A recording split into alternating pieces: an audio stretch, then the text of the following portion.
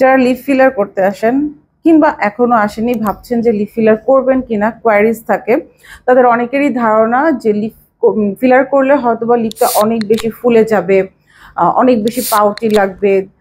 যারা মিডিয়াতে কাজ করে বা হচ্ছে যারা আসলে সেলিব্রিটি, তাদেরকে হয়তো ভালো লাগে, আমাদেরকে ভালো লাগবে না, বা লিপ ফিলার আমাদের জন্য না। Wrong concept. লিপ ফিলার মানেই যে লিপটাকে অনেক বেশি পাউট করে দেওয়া, ফুলে যাওয়া, এরকম না।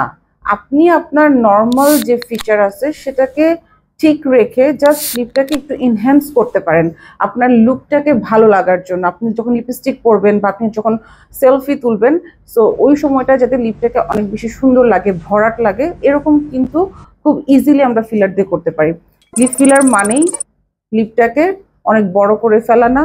লিপ ফিলার মানেই লিপটাকে আসলে পাউট করে ফেলা না।